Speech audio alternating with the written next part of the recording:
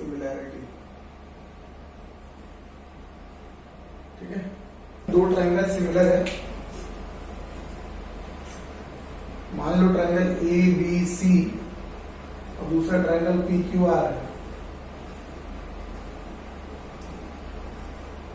अगर दोनों triangle similar है, triangle A B C similar triangle P Q R, अगर ऐसा है तो 2 पॉइंट मिलता है। रेशियो यो अपने किसका ले लिया, कॉन्ग्रुएंट का। अगर ट्रायंगल एबीसी कॉन्ग्रुएंट है ट्रायंगल पी क्यू आर के, उसका पहला पॉइंट क्या होता है, pair of corresponding sides are congruent and pair of corresponding angles वो भी कॉन्ग्रुएंट। ठीक है ना, बट यहाँ पे क्या सिमिलर है, सिमिलर क्या होता है, रेशियो ऑफ करेस्पॉन्डिंग साइड,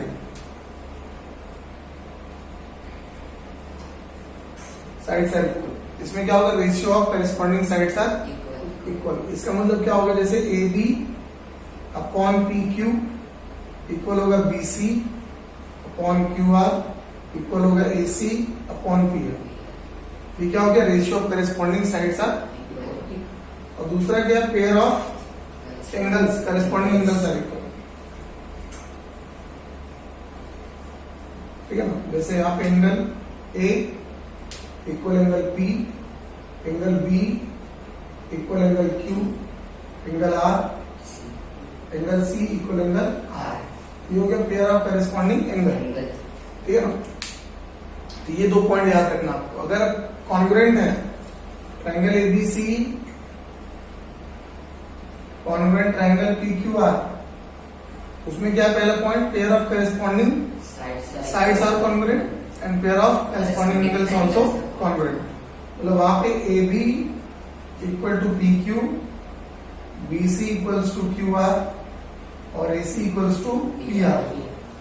ठीक है ना, तो आपको ये समझ कर रखना है कि सिमिलैरिटी में क्या हो रहा है और कॉन्ग्रुएंट में क्या हो रहा है। ठीक है ना, तो यहाँ पे हम लोग क्या पढ़ेंगे, थोड़ा सा डीप में पढ़ेंगे। 9 में ऑलरेडी पढ़ा है कि अगर 2 ट्रायंगल कॉन्ग्रुएंट है उसके बीच में क्या क्या रिलेशन हो सकता है, या 2 ट्रायंगल सिमिलर है उसके बीच में क्या क्या रिलेशन हो सकता है। रेशियो ऑफ, हाँ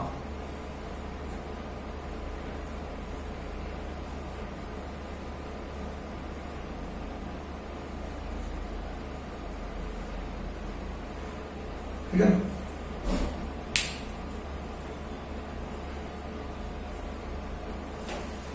जैसे मान लो कि आपका 2 ट्रायंगल है, एक ट्रायंगल है एबीसी और दूसरा ट्रायंगल है पीक्यू आर। ठीक है ना, तो पहला पॉइंट क्या है, ratio of area of 2 triangle. तो area of triangle ABC equals क्या होगा, 1/2 इंटू बेस। बेस क्या है उसका बीसी, और यहाँ पे हाइट आप ड्रॉ कर लीजिए। ठीक है ना, मान लीजिए ये एडी है और इसकी हाइट क्या है, पीएस। ठीक है ना, तो क्या हो गया, बेस क्या हो गया बीसी इंटू हाइट क्या हो गया एडी। ये हमने फॉर्मूला डाल दिया एरिया ऑफ ट्रायंगल का फॉर्मूला। एरिया ऑफ ट्रायंगल का फॉर्मूला क्या, 1/2 इंटू बेस इंटू हाइट। यहाँ पे बोल, ठीक है ना। सिमिलरली आपने क्या किया, area of triangle P Q are निकाल लिया, 1/2 इंटू बेस। बेस क्या है, क्यू आर इंटू हाइट क्या है, पीएस। अब क्या बोला, ratio of area of 2 triangle, ratio निकालो। तो area of triangle ABC upon area of triangle PQ R, तो क्या होगा, 1/2 इंटू पीसी इंटू एडी, और यहाँ पे 1/2 into Q R into PS. तो 1/2 कैंसिल, तो क्या मिल जाए, BC into AD upon Q R into PS. ठीक है, तो इससे एक पॉइंट आपको मिल गया, the ratio of area of 2 triangle, the ratio of area of 2 triangle is equals to किसके इक्वल हो रहा है, the product of their corresponding base into height. Base into height, base into height. तो क्या लिख देंगे, the ratio of area of 2 triangle is equals to the ratio of product of their corresponding base and height। कोई भी triangle ले लो, कोई भी triangle हो, उन दोनों ट्रायंगल का अगर हम एरिया का रेशियो निकालते हैं, उन दोनों ट्रायंगल के एरिया का रेशियो निकालते हैं, उस ट्रायंगल के एरिया का रेशियो हमेशा क्या होगा, is equals to the ratio of product of the corresponding base and height, base and height. इसको हम ऐसे भी लिख सकते हैं, अगर मान ले A1 upon A2 is the ratio of area of triangle, तो क्या हो जाएगा B1 इंटू H1 और B2 इंटू H2 हमेशा। तो the ratio of area of two triangle is equals to the ratio of the corresponding base and height, base and height upon base upon height, समझे? तो ये एक चीज है, इसको आप देखो क्या देखना है, the ratio of area of two triangle, the ratio of area of two triangle with common base, with common base. अगर ऐसे दो ट्रायंगल का एरिया का रेशियो निकालना है जिसका क्या होना चाहिए, कॉमन बेस होना चाहिए। अगर दो ट्रायंगल गिवन है और उसका बेस कॉमन है तो उसका ratio of area of triangle क्या होगा, ठीक है ना, देखते हैं। अब कॉमन बेस का मतलब हो गया, समझ लो BC जो है वो इक्वल है QR, ये गिवन है, ये क्या है, गिवन है, क्यों बोलते हैं ना ratio of area of two triangle with common base. Common base यानी इक्वल बेस। अब इक्वल बेस का मतलब क्या होगा, BC इक्वल है QR। तो हमारे पास क्या है, ratio of area of triangle क्या है, area of triangle ABC upon area of triangle PQR, क्या गिवन है, BC into AD upon QR into PS। अभी क्या करो, जितना BC होगा उतना QR होगा, आया ना? तो क्या लिख सकता हूँ, BC into AD upon QR, जो क्या लिख दूंगा, BC इंटू PS। तो BC और BC कैंसिल, तो क्या मिल गया, AD अपॉन PS।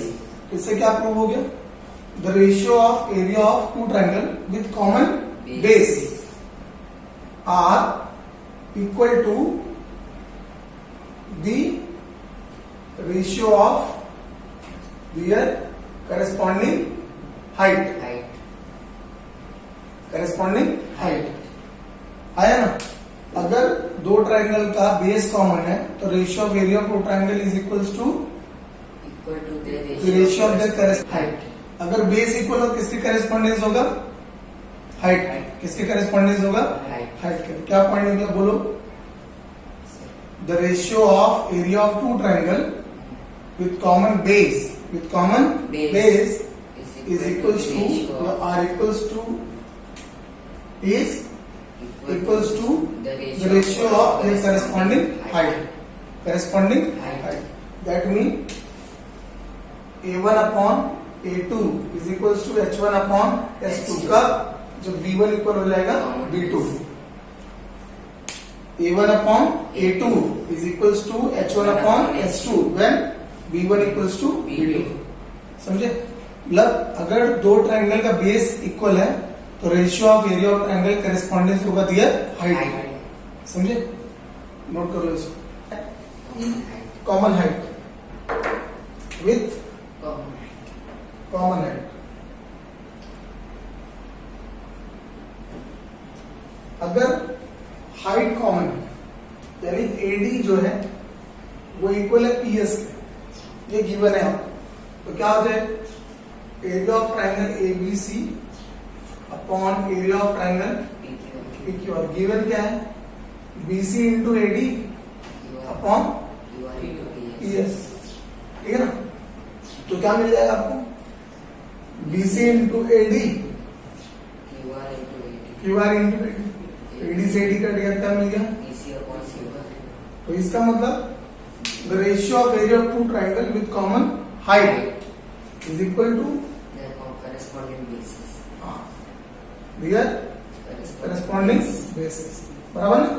उसके बेस के करेस्पॉन्डिंग होगा। दैट मीन आपको क्या मिल जाएगा, A1 upon A2 is equals to B1 upon B2 if H1 equals to H2।